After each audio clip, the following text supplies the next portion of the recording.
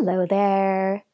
So today I wanted to talk to you about identifying clutter and just giving it a name and to show you how you can sort of empower yourself to make decisions about maybe letting it go. So a question I often get from people is, should I get rid of this thing? And it's a really funny one because decluttering is such a subjective thing. What one person calls clutter or something that they don't want or don't like or don't need is what someone else treasures. So it's up to you. But what I want to do is to help you in this video to identify what is clutter. So by my definition, clutter is anything that you don't want or need at home. Now, that could be old food that you have in your cupboards that may have expired or that you really are never going to get around to using. It could be old Christmas decorations that just don't fit with your style anymore. It's just not something that you're going to enjoy. It could be you bought all these wonderful textbooks and used them when you were studying in college, but you haven't actually opened them or used them in the last 10, 15, 20 years, and you kept them just in case you needed them. But now you know all that information might be online, or I just haven't needed those textbooks. It could be extra bedding that you had kept around in case you had, I don't know, an emergency or an extra guest or something, but it doesn't match the new decor you have in your house. So it's just extra. It's just taking up space. So I want to tell you a story from somebody I worked with where we looked at a particular object and I helped him come to the conclusion that it was something that he didn't need. It was his decision, but we kind of framed the situation and we thought about all of the, I suppose, consequences of getting rid of something, all the feelings that might have come up, and we came to the conclusion that yeah, he didn't really need it after all. So what was it? It was a set of golf clubs. So he was living in this small one-bedroom apartment near Paris, and he had a big set of golf clubs in his bedroom. Now, as you can imagine, that's not a part of the world where there's a lot of golf courses nearby. He didn't have a car. Like, it wouldn't have been something that he was going to be easily doing as a hobby. So I asked him some questions in my lovely, gentle manner.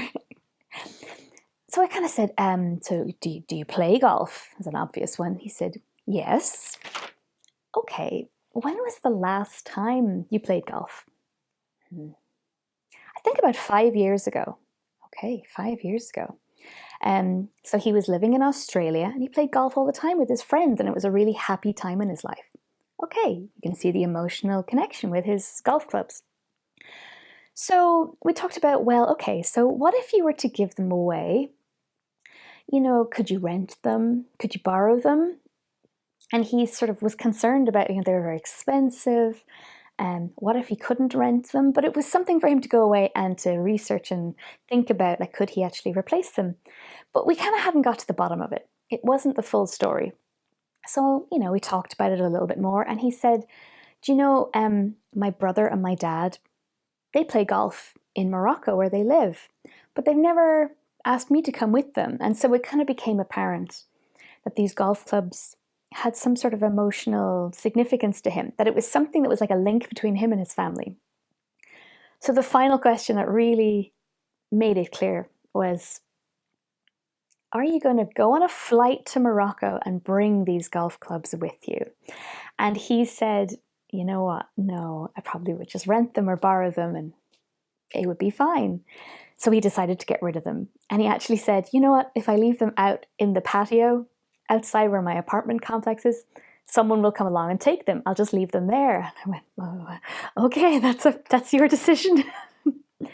So it was a beautiful story of realizing what he needed and what he didn't need, and getting to the root of, why was he holding on to something?